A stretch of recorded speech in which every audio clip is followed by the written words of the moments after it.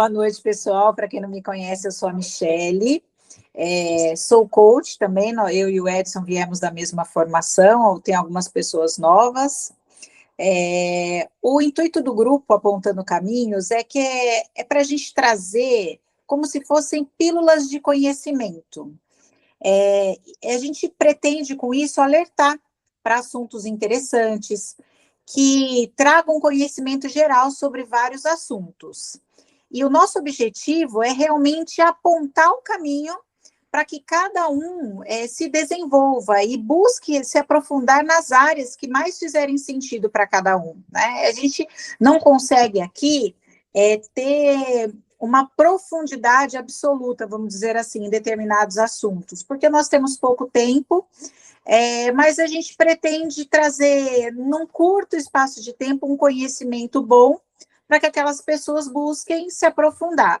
A gente até estava conversando se poderia surgir, talvez, um workshop de algum assunto que se faça, vamos dizer assim, mais votado no grupo. Olha, a gente queria muito saber um pouco mais, sei lá, vou para a área do professor Fabiano, sobre estoicismo. Eu queria aí um workshop sobre estoicismo. Vamos marcar? A gente poderia tirar um dia, um período, ou manhã, ou tarde, algum dia da semana, para a gente montar esse workshop. Mas aqui a gente tenta ser o mais objetivo possível para trazer um conhecimento mais enxuto, mas que alerte para tudo que está acontecendo no mundo ao nosso redor, né? E que a gente ganhe conhecimento e se ajude, né? Que nós possamos nos ajudar a nos desenvolver e ganhar cada vez mais conhecimentos. Tá bem? Acho que hoje a gente vai falar um pouquinho. O professor Fabiano faz a abertura? Posso falar sim. Nós vamos falar sobre uma fronteira humana, né? Liderança e sabedoria na era da inteligência artificial, né? A nossa grande fronteira aí. Como é que nós saímos de um gerenciamento de tarefas e passamos para uma orientação de propósitos? Então, esse é o nosso desafio de hoje, de falar sobre isso em 40 minutos, né? Mas vamos lá. Claro que a gente não vai conseguir abarcar todo o conhecimento aí e abordar todas as possibilidades, os pontos de vista. Mas vamos tentar fazer assim um panorama geral, um painel sobre esse assunto. E vamos começar com algumas estatísticas. Falar um pouquinho, né, sobre o que a gente vê hoje em dia a respeito disso, dessas estatísticas. Quem nunca ouviu alguém dizer, meu Deus, seremos substituídos pela inteligência artificial? A gente percebe um movimento aí de muitos funcionários com esse receio, né, de perderem suas vagas, os seus cargos para a inteligência artificial. E eu acho que a gente tem que mudar essa mentalidade. Eu acho que, hoje em dia, o principal num líder é você gerir a inteligência artificial, mas tem algo que a inteligência artificial não consegue gerir, que são as pessoas. E isso é o bem mais importante das empresas. Então, o bom líder, ele sempre tem que gerir muito bem as pessoas. Claro que utilizando a tecnologia para trazer agilidade nos processos, mas não vão substituir as pessoas, né? Eu acho que as pessoas têm que também estar abertas a adquirir novos conhecimentos. Então, a gente vai falar um pouquinho da estatística aqui. A gente fala sobre o medo da IA no Brasil e no mundo, né? Isso é um dado de 2024 e 2025. Se vocês verem aí no gráfico, 40% dos trabalhadores globais temem perder o emprego para a IA. 70% das pessoas delegariam tarefas à IA para reduzir a carga de trabalho. E 60% dos empregos básicos têm alto risco de substituição. Então, a IA é uma realidade. A gente sempre pensou que isso era para o futuro, né? E o futuro chegou, gente. A gente nunca achou que a gente fosse chegar, né, num ponto desses. E a gente tem que se preparar para o que a IA pode trazer de benefícios, né? E não ser inimigo dela. Através dela, a gente pode acelerar processos, mas temos que estar abertos, né, ao novo, a essa era mais tecnológica. Edson, pode passar para mim. O medo no Brasil é realidade de 2024 e 2025 também. 56% dos trabalhadores temem perder o emprego para IA. Sendo desses 56%, 26% têm muito medo. E 30% um medo moderado. 45% dos trabalhadores em geral temem perder o emprego. 47% da geração Z acreditam que a IA afetará o emprego nos próximos 2, 3 anos. E 41% desconhece o efeito da IA e não acreditam na perda de emprego. São pessoas que às vezes não estão acompanhando essa evolução tecnológica e acham que isso não vai ser necessário. Assim como muitos achavam que o WhatsApp não ia ser essa ferramenta que é hoje, gente que ainda vive lá no passado, né? Lembra que a gente usava lá para teclar no MSN? Quantas pessoas? Eu tô falando a minha idade com isso, né? Quanto tempo foi isso? E olha onde estamos hoje, né? Com a era do Instagram, LinkedIn. Quando a gente pensava que a gente ia ter uma rede social para falar de emprego. Então, as coisas estão mudando muito. E nem a geração Z, né? Está totalmente voltada aí para essa grande mudança do mercado. Tem mais um slide, Edson? Está com o microfone desligado. Agora, esse aqui, eu só queria lembrar uma coisa, tá? A estatística foi tirada do Datafolha, tá? Deste ano, tá? Só que como a gente não colocou ali, não apareceu, mas ela foi do Datafolha, no início deste ano, feita essa estatística entre 24 e 25. Tá? Sobre a liderança, aí é o meu chão, né? Então, aqui eu chamei a responsabilidade desse slide. A liderança, ela é posicionamento e não é cargo. Isso cada vez mais a gente percebe, cada vez mais a gente vai entendendo isso, e muitas pessoas procurando até mesmo o meu trabalho em virtude disso, né? De buscar posicionamento, de buscar... Porque antigamente, ser chefe era um cargo, tá? Existia chefe do setor tal, né? Só que no momento que hoje a gente não encara só como chefia, mas sim como um líder que tem que desenvolver pessoas, que tem que envolver pessoas, mudou, né? E ali a gente precisa olhar hoje de uma forma um pouco com mais cuidado. Por que eu digo isso? Na era da IA, a gente não pode simplesmente querer que as pessoas trabalhem o seu técnico. Olha, vamos dar resultados técnicos, porque isso vai acarretar que elas sejam substituídas, porque mais cedo ou mais tarde vai acabar ela sendo substituída pela IA, né? Ou por robôs, ou por N coisas que a gente tem de tecnologia hoje. A gente tinha até um slide que a gente tirou, porque ele era um pouco confuso, tá? Mas ele é válido. E ele falava sobre um assunto, o uso da IA hoje para substituir coisas que fazem muito esforço, né? Então, máquinas ligadas a uma IA reduzem hoje coisas que machucavam as pessoas, né?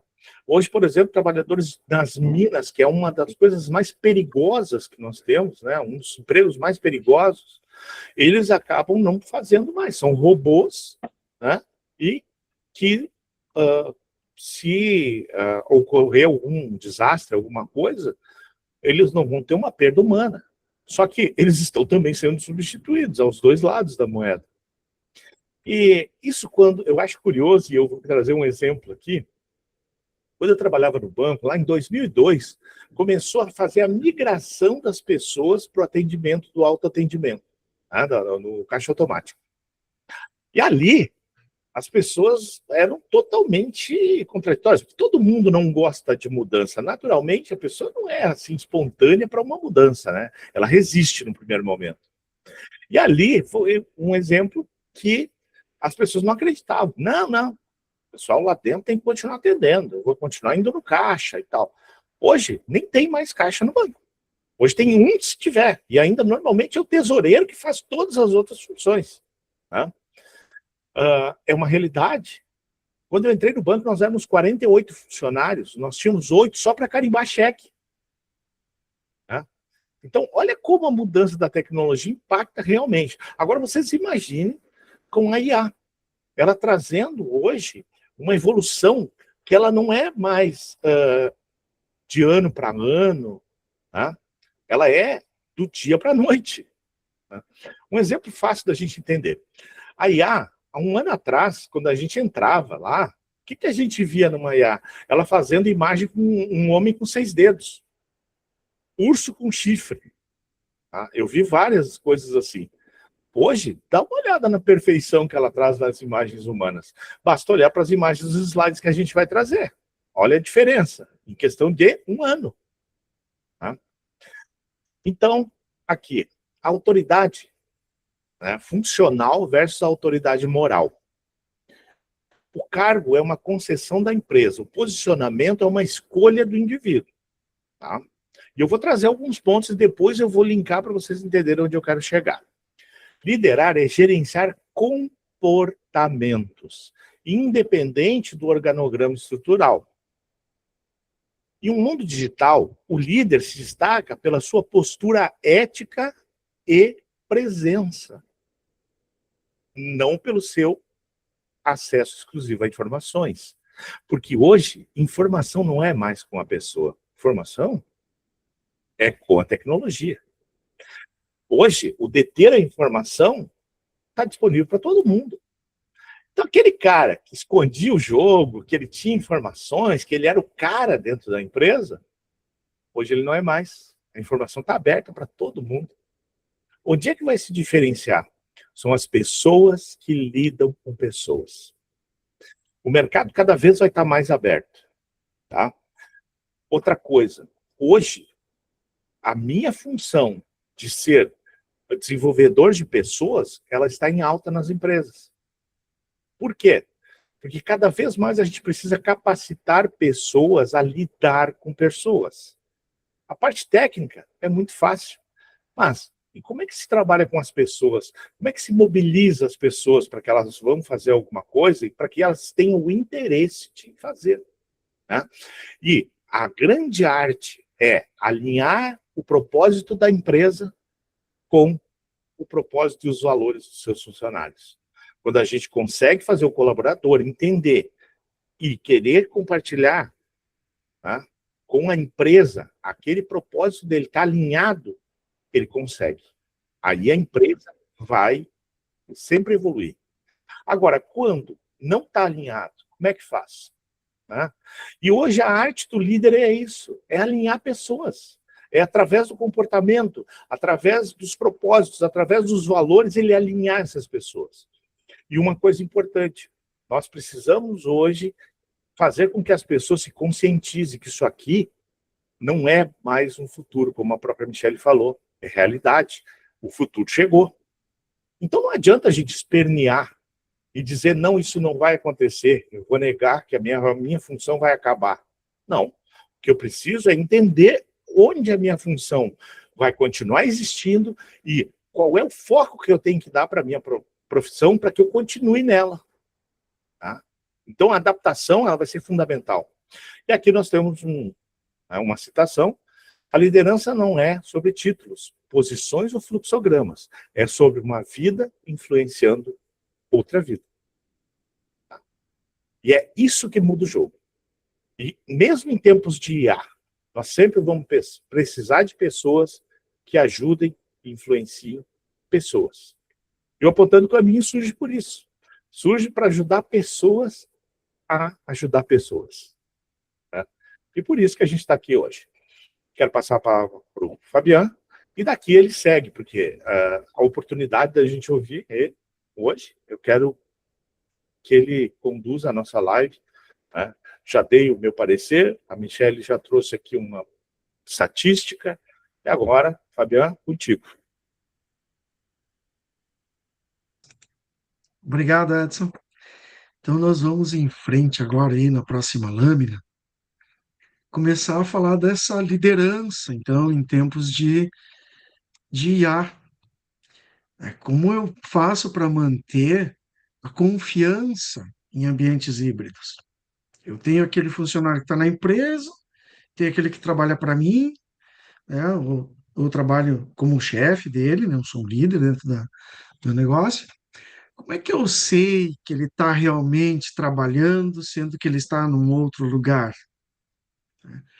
Tem aquele funcionário que trabalha remoto, tem aquele que trabalha alternando, hora remota, hora na empresa, e se cria ali um clima de desconfiança. Será que está trabalhando? Será que não está trabalhando? O que será que está fazendo? Até a gente brincava há pouco tempo, tinha, né, tu dependia do sinal verde do chat, né? O cara tem que estar sempre conectado ali. Aí o chefe dava uma incerta no meio da tarde, mandava uma mensagem só para ver se ele ia responder, mas não porque ele queria informação, é para ver se ele estava trabalhando. Então, esses ambientes assim de clima de desconfiança, isso não é saudável, né? Então, que saídas a gente tem para manter essa confiança? Então, uma delas é a saída desse microgerenciamento. Então, nós vamos trocar assim, o controle rigoroso do tempo, da hora trabalhada, do cartão batido, pelo quê? Pela avaliação da entrega de valor. Porque também não adianta o funcionário estar presente o tempo todo, o meu parceiro de negócio está presente o tempo todo, mas ele não entregar, né? É a coisa mais querida, está sempre lá, mas não resolve. Então, o controle desse tempo, ele valoriza muito essa disciplina operacional. Mas o que que acontece? Ao longo do processo, vai incentivando procrastinação estruturada, que a pessoa fica preenchendo o tempo com tarefas que são irrelevantes, mas que vão completando a jornada, ela vai ganhando tempo, vai dar um exemplo assim, eu lá em 1998, eu tive construção civil, tinha uma empresa, e aí tinha um gargalo, que era o dia de fundir a chapa, né, a chapa de concreto. Então, tu tem que começar e não pode terminar. E aí, naquele ritmo, às vezes, do funcionário, de ficar procrastinando, né? Então, se passava um dia inteiro, e aí chegava no fim da tarde, o serviço não estava concluído, eu precisava estender o horário, pagar hora extra. Então, fazia o seguinte: olha, o negócio é o seguinte, a hora que nós terminarmos de fundir a chapa aqui, está todo mundo dispensado. Pensa num dia que rendia.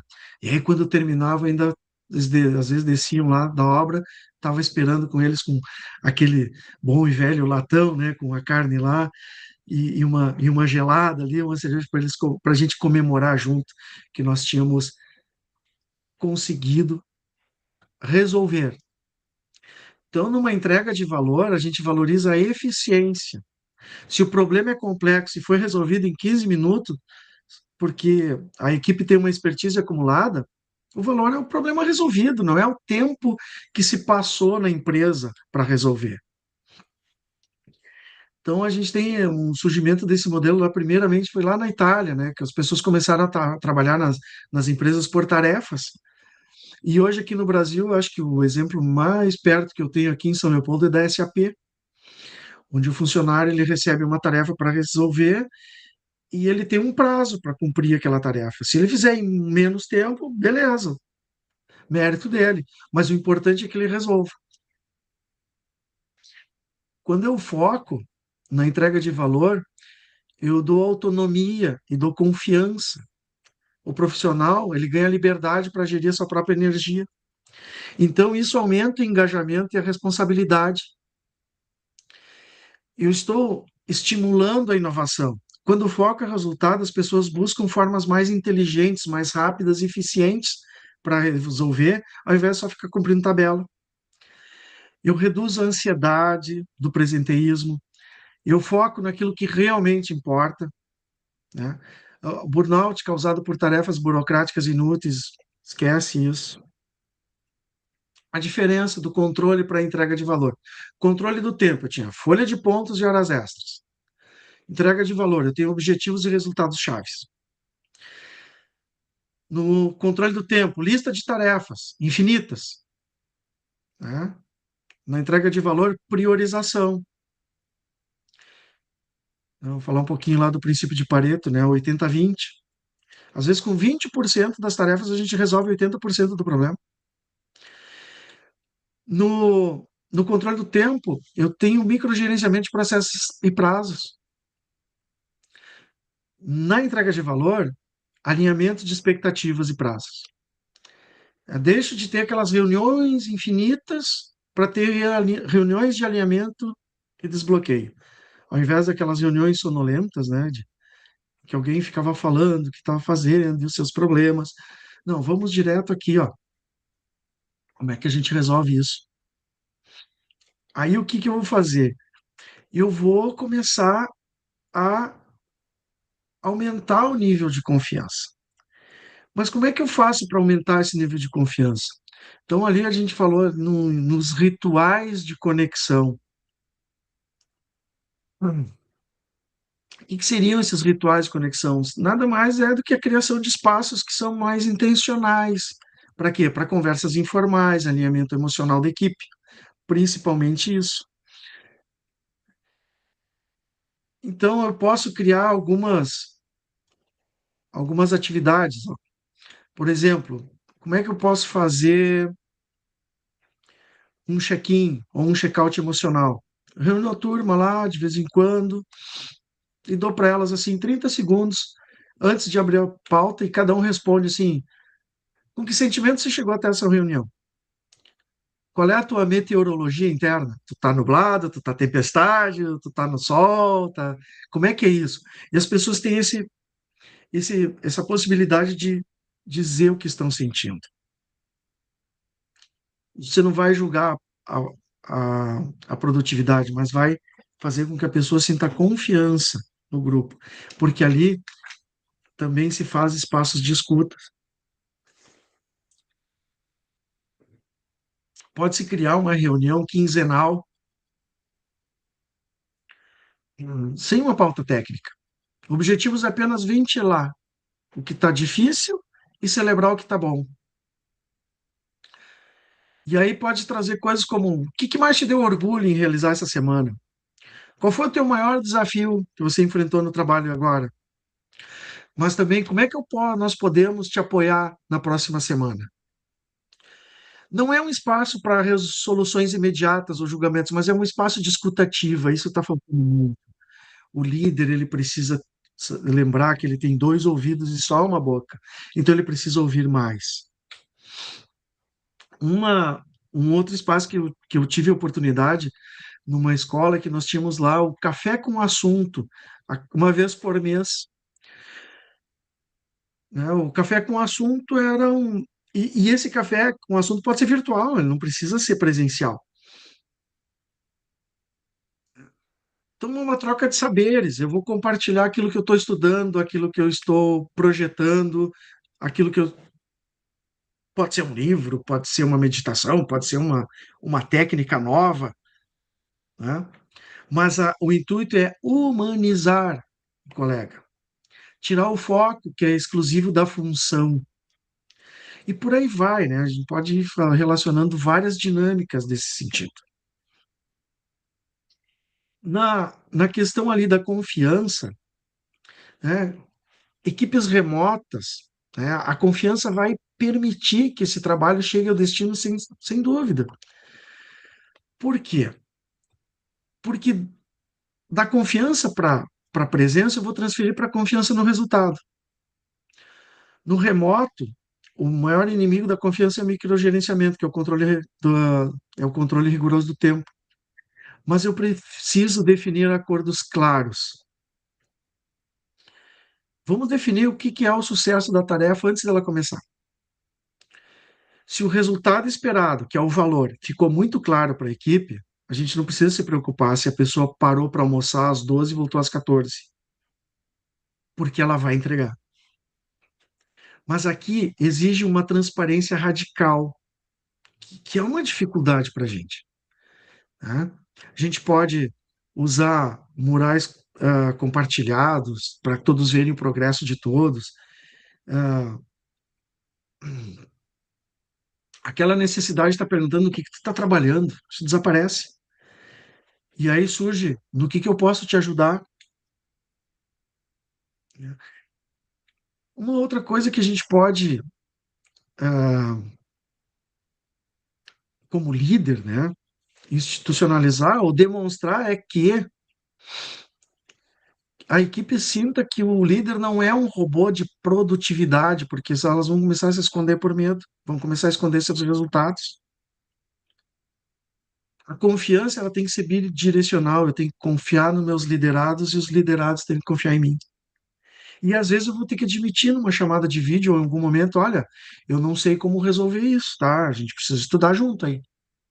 Hoje eu estou com dificuldade para chegar aí. Então, quem sabe o grupo aí sugere, estuda junto, eu também vou estudar. Esse efeito mostra e autoriza a equipe a ser honesta com seus próprios gargalos ali. Então, é melhor eu saber que um colaborador está sobrecarregado e poder ajudá-lo do que eu só descobrir isso quando o prazo está perdido. E aí a gente vai combatendo aquele silêncio paranoico, né? Eu lembro de uma reunião em que eu participei, em que foi feita uma pergunta, né, para os professores, e um colega meu levantou a mão e disse: é para ser político, é para ser honesto. Não que os políticos sejam desonestos, não é isso, né? Mas eu quis dizer o seguinte: olha, eu tenho que pisar em ovos, aqui eu posso dizer o que eu estou sentindo.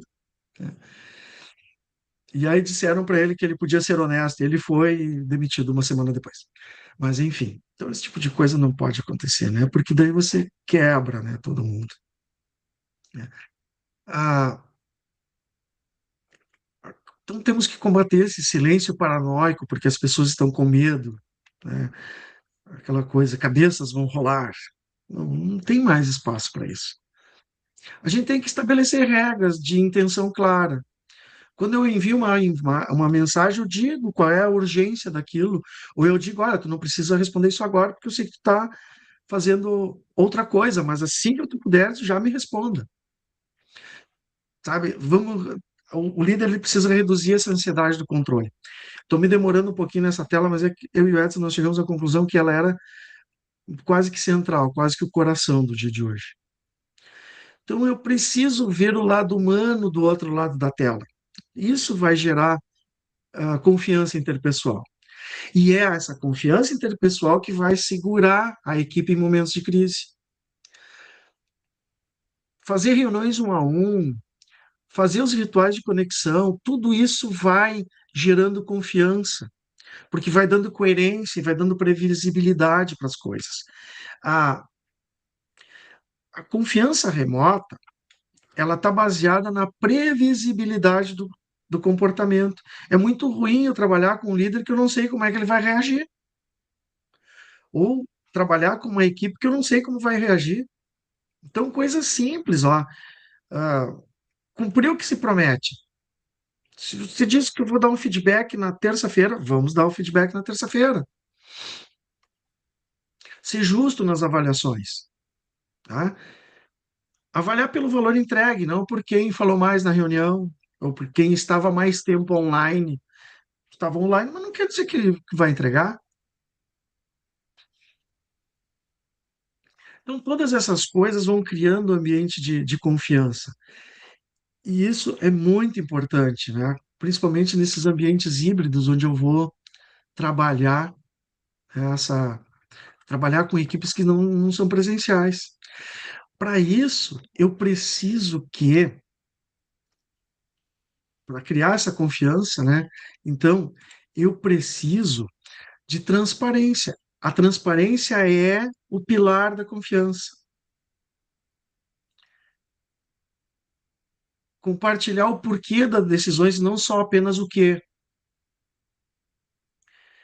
Admitir que a equipe tem vulnerabilidades e incertezas, e o líder também tem, tá? Porque senão fica aquela coisa. Ah, batemos a meta, entregamos o valor, minha equipe é sensacional. Não deu tão certo? Pois é, eu tenho alguns elementos da equipe aí que, olha, vou ter que revisar.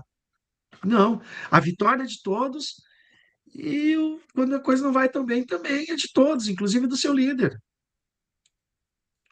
As pessoas saberem o porquê, ela diminui aquela alienação e ansiedade, né, que fica no vácuo, às vezes, da informação ou da falta de informação. Alienação é tu não saber o porquê, ou para que eu estou fazendo isso. Eu sei o que eu tenho que fazer, mas por que tem que ser assim? Podemos ir em frente, Edson.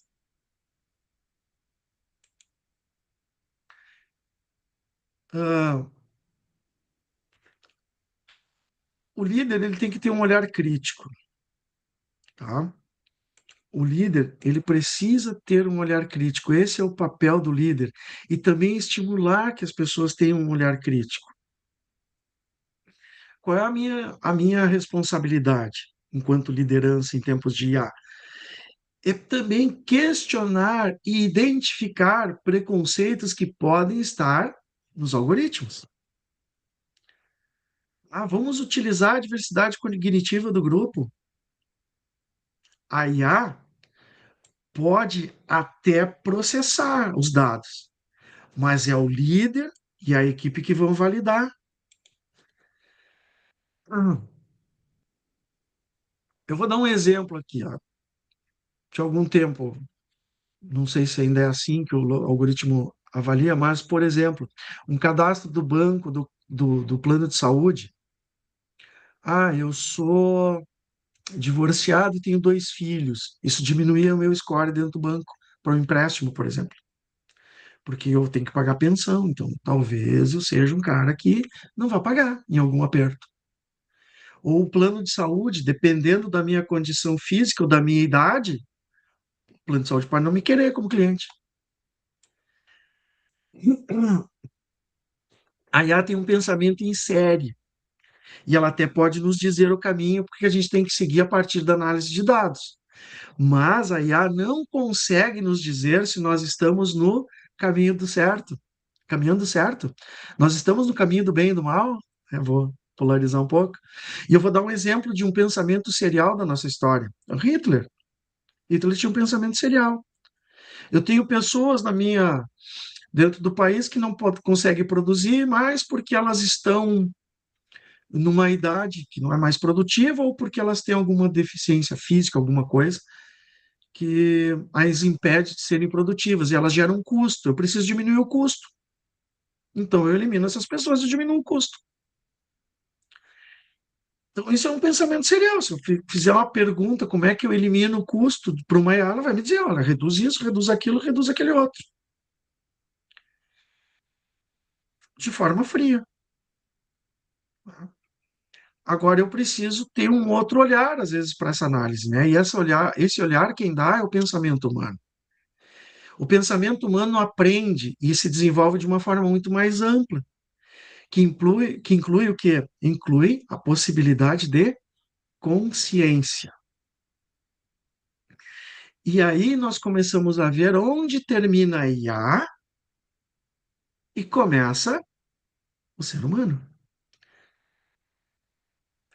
Tá? Onde termina a IA e começa o líder. Podemos trocar de lâmina. A fronteira entre o homem e a máquina. A máquina é processamento, é padrão de velocidade, é predição. O ser humano, a liderança, ela vai além do processamento. Ela também tem a sua percepção. Nós não vemos o mundo só com os nossos olhos, nós interpretamos o tempo todo. Interpretamos a partir da nossa base de dados acumulada com as nossas experiências. Então, a inteligência artificial, ela resolve tarefas difíceis e técnicas. Perfeito. Mas é o humano, é o líder que vai tomar as decisões humanas, éticas. E tem uma coisa que a máquina não vai ter, que é a empatia e a intuição. Olhar o outro. E aqui eu quero falar um pouquinho, né, da diferença, né, entre a máquina e o líder, a partir dos nossos quocientes de inteligência.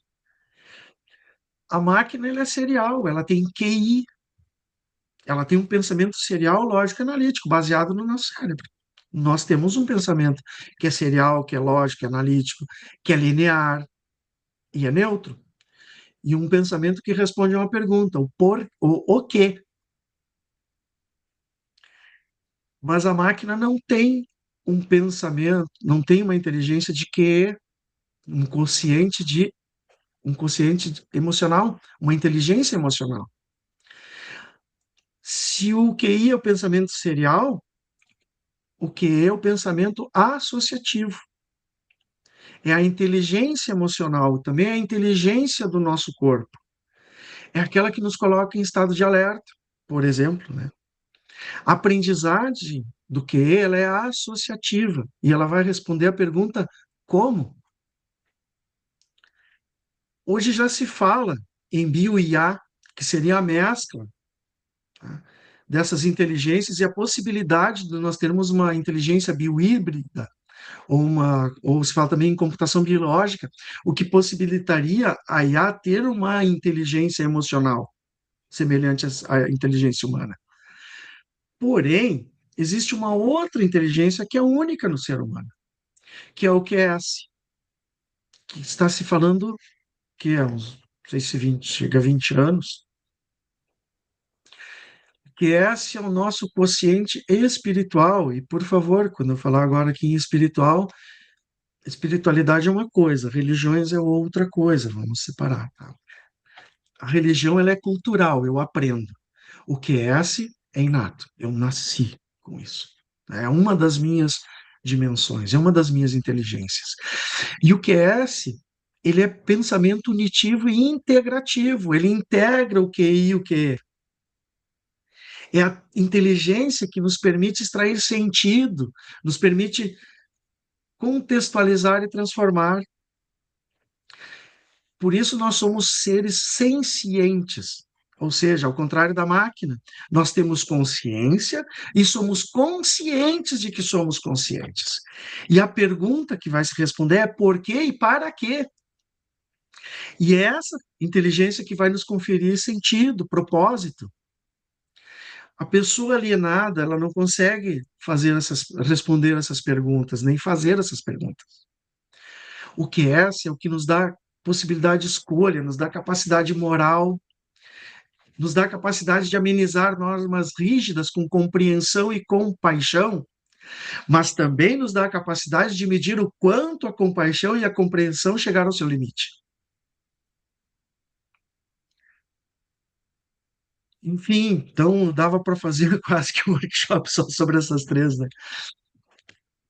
Vamos em frente, Edson, para ver aqui agora, porque o QS ele também nos permite ver a diferenciação entre informação, né, diferenciar a informação de sabedoria, né, a escala do conhecimento. Dados e informação a gente, né, encontra em todos os lugares. E um dia perguntaram para um colega meu, professor, mas como é que tu sabe isso? E aí ele olhou assim humildemente e disse, tudo posso no Google que me fortalece. Parafraseando lá o Salmo, né? E informação é abundante, tem é acessível. Então esse é o domínio da inteligência artificial, né? Essa capacidade de processar volumes, né, massivos em segundos. A IA vai nos dar a resposta mais provável, mas será que ela vai nos dar a resposta mais justa? E aí entra conhecimento e sabedoria. Conhecimento, aquilo que eu aprendo. Sabedoria, o que que eu faço com aquilo que eu aprendo. Então, esse é o domínio do líder. É a filosofia, né? O amor à sabedoria, filósofos, né? Amor à sabedoria. Porque é diferente. O John Guare, que é um dramaturgo, roteirista e letrista norte-americano, ele nasceu em 1938, né? Ele escreveu, e por favor, perdoe meu inglês, ele é meio The Book is on the Table por causa do sotaque. Ele escreveu em Six Degrees of Separation, de 1990. Ele escreveu lá que uma das maiores tragédias da nossa época é a morte da imaginação. Imaginação é a capacidade que eu tenho de pegar todo o conhecimento e transformar em uma coisa nova. Eu digo ele acredita, porque até onde eu sei ele está vivo ainda, né?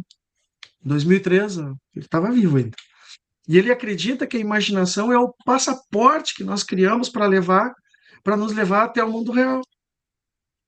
E o que possibilita podermos olhar de frente para nós mesmos, de frente para a vida, e uma vida como dádiva. E é nisso que reside hoje uma das maiores dificuldades do nosso tempo. A vida é justa e perfeita e nós temos que vivê-la com intensidade. Eu muitas vezes lamento que eu só descobri isso depois de 50, mas antes tarde do que nunca, não é mesmo? Precisamos viver essa vida intensamente, precisamos dar asas para nossas imaginações, para nossa imaginação. E eu olho muitas vezes para a escola e eu sinto uma pena daquelas crianças, porque isso está sendo tolhido de uma forma muito violenta. A capacidade de criar, de imaginar e principalmente de saber perguntar, que a gente vai ver como é fundamental saber perguntar em tempos de IA. O que mudou a humanidade não foi a grande resposta, foi a grande pergunta, foi isso que nos fez evoluir. Vamos em frente, Edson, senão eu vou me estender muito aqui.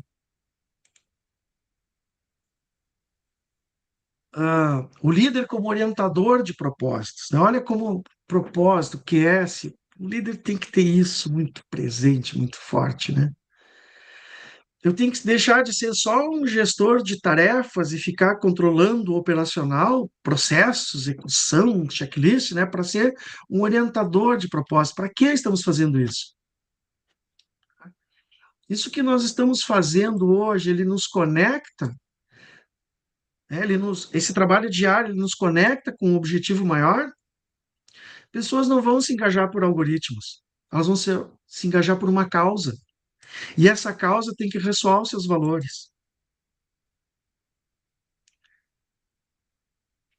O líder, como orientador de propósito, ele tem que estar preso, ele tem que entender que as coisas estão mudando, está mudando o paradigma. E uma das coisas, o Edson falou bem no início, uma das coisas mais difíceis é mudar. Heráclito de Éfeso nunca foi tão atual. Dizia que a única coisa que não muda é que tudo muda o tempo todo. Isso é só isso que não muda. Quando ele fala lá do seu rio, né, eu não posso entrar no mesmo rio duas vezes, porque na segunda vez já não é mais o mesmo rio, a água já não é a mesma, as pedras trocaram de lugar, talvez nem os peixes estejam mais ali. E eu estou vendo que em tempos de ar, o rio está se tornando num rio de corredeiras, com direito a algumas cachoeiras no percurso, né? E aí a gente precisa de líderes com um QS muito presente para ajudar aí, porque a gente vai ter momentos críticos, momentos de pânico, em que a gente vai, é como se faltasse o ar, né? Parece que a gente não vai dar conta de tanta mudança, de tanta atualização. E aí nós chegamos na lei do momento crítico e o choque do futuro. Aqui eu dei uma olhadinha lá no Alvin Toffler, né, um livro que eu li lá nos anos 90, né, parecia tão distante o que ele estava escrevendo lá na terceira onda. E ele falava do choque do futuro, que é quando a taxa de mudança tecnológica acaba ultrapassando a nossa capacidade de adaptação. Então a gente vai ter aquele momento crítico. E esse momento crítico é onde a equipe mais vai precisar de um líder, já vai precisar de um suporte psicológico para que ela não paralise diante de tantas mudanças e incertezas. E aí o líder vai ser o estabilizador emocional nesses momentos críticos. Ele, ele tem que reconhecer o momento crítico, e reconhecer o momento, às vezes, crítico é o primeiro passo para que se possa atravessar, se possa passar por ele. Né? E quando o Toffler falar da terceira onda, ele dizia que a terceira onda era a onda do acúmulo de informação. E que seria apenas uma preparação para a quarta onda. A quarta onda chegou com o uso da inteligência artificial. A IA veio para quê? Para gerenciar dados, focando no reaprendizado humano e na empatia, nos cuidados sociais e no desenvolvimento da inteligência múltipla. A era da inteligência artificial é a era em que a IA vai assumir o papel de processar as informações. Por outro lado, isso vai permitir que o ser humano foque em tarefas de criatividade, de estratégia. E nós precisamos começar a entender isso. E para isso, nós vamos ter que nos preparar para uma mentoria para essa evolução tecnológica. E aí, como que o líder vai mentorar aí na era digital?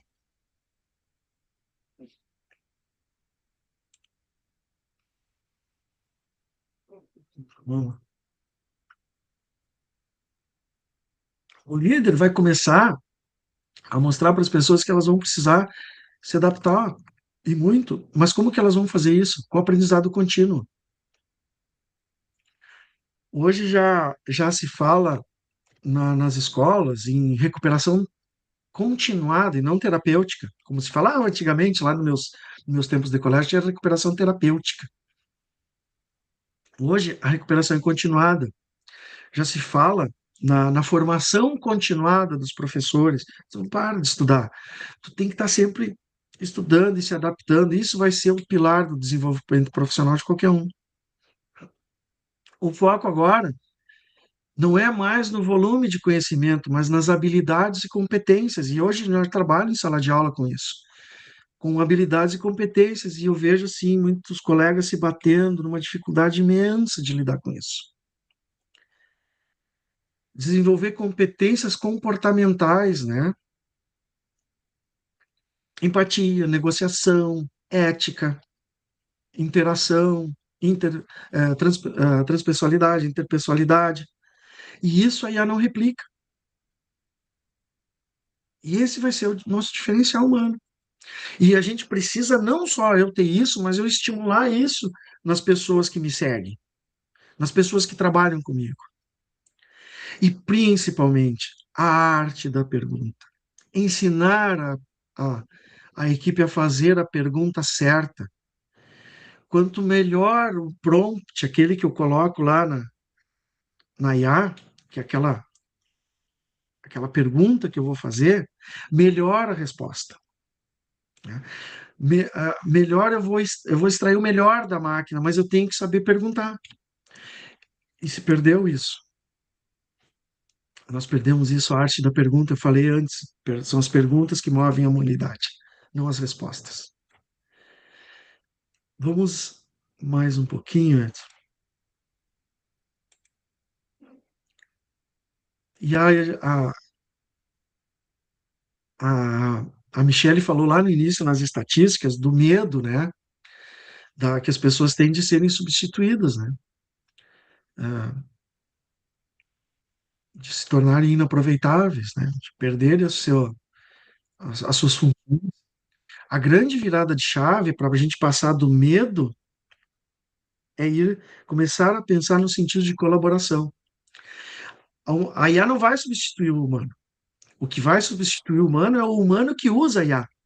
Esse vai substituir o que não usa. Esse vai substituir aquele que não sabe fazer a pergunta certa.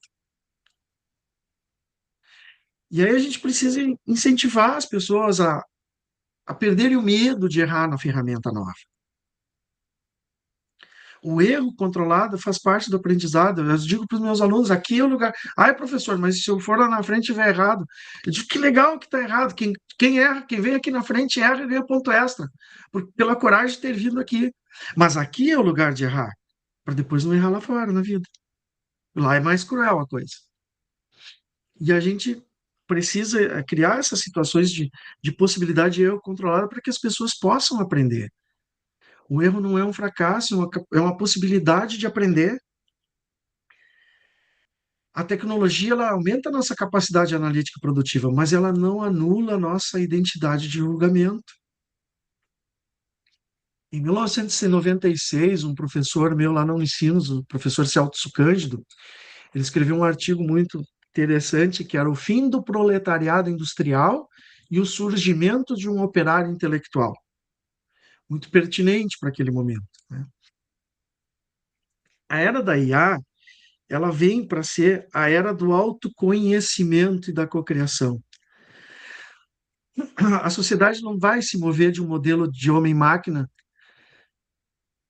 para outro modelo que não seja para o modelo de colaboração, autoconhecimento, cocriação. Por quê? Para que a gente possa valorizar essa conexão humana e o aprendizado contínuo. Aprendizado e reaprendizado. Quando eu formo alguém lá na minha sala de aula, eu me reformo. E quando eu me reformo e formo, eu transformo. Nós estamos vivendo hoje no olho do furacão dessa crise de mudança de paradigma. Por isso que a gente precisa urgentemente de líderes. Líderes que tenham esse QS muito forte para nos levar a essa transição, nos ajudar nessa transição. A, a tecnologia é o meio, mas o fim tem que ser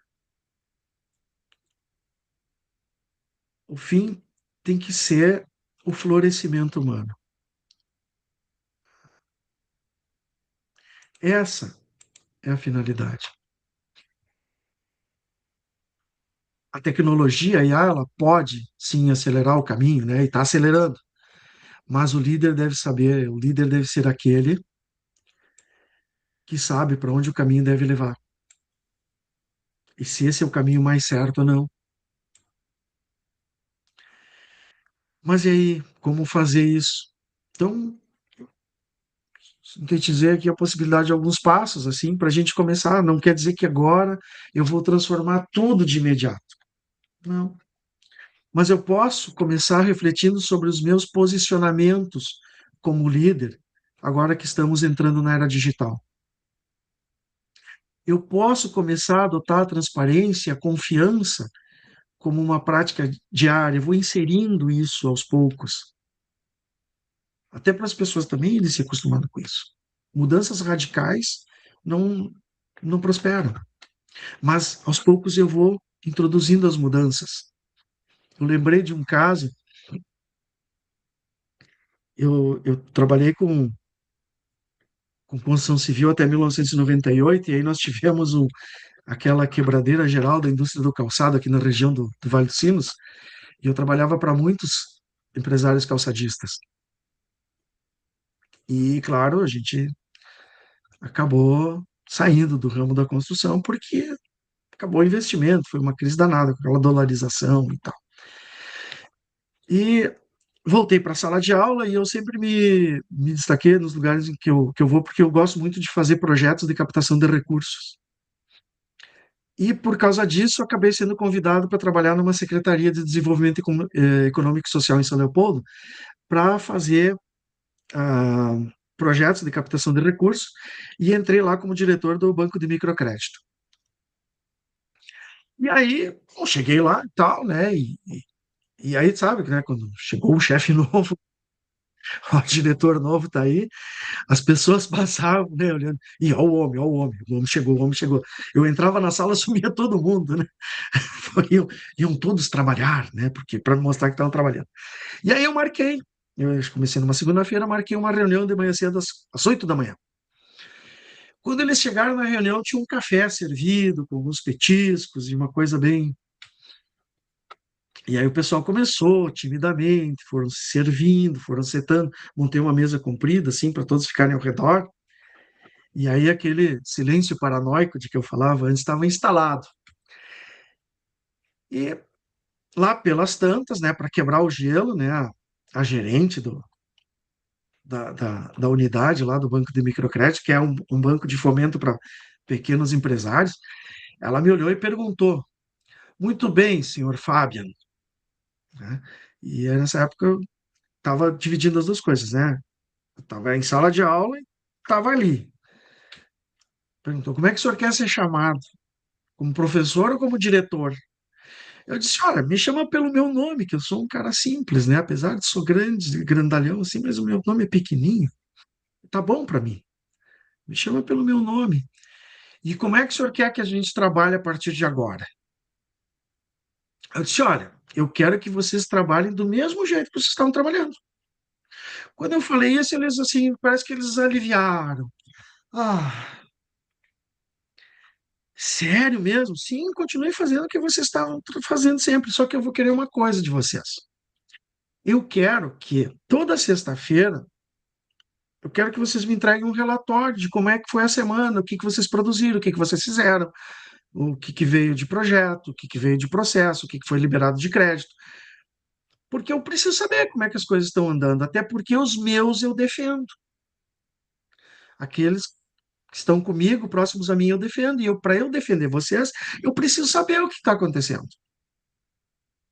E aí eles começaram, religiosamente, toda sexta vinha lá a gerente, me entregava o relatório, daí ficava conversando comigo, você via um chazinho para ela e tal, e a gente ia conversando, às vezes era um chimarrão, às vezes um café.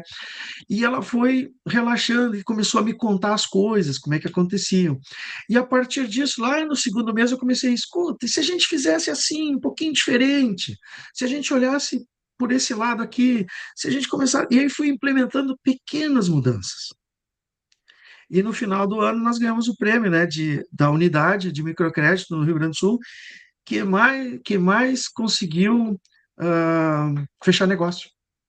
Nós ganhamos um prêmio do governo do estado, teve uma solenidade.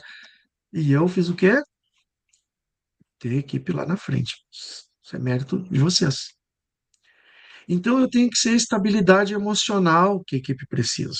Eu não posso chegar lá e dizer assim, agora é do meu jeito. Não, vamos me sabotar para começar, né? Os mundos mudaram, os tempos mudaram, né? E como diria o Heráclito, vão mudar o tempo todo, né? Então, precisamos de pessoas aí que estejam à frente para trazer principalmente estabilidade nesses tempos de mudança. Sei, acho que era isso que eu tinha para Quero compartilhar. agradecer o Fabiano, o trabalho dele hoje foi brilhante. Ele traz para nós, é uma coisa que a gente já vem discutindo há bastante tempo, tá? A gente já tinha prometido esse assunto, se eu não me engano, na terceira live que a gente fez, tá?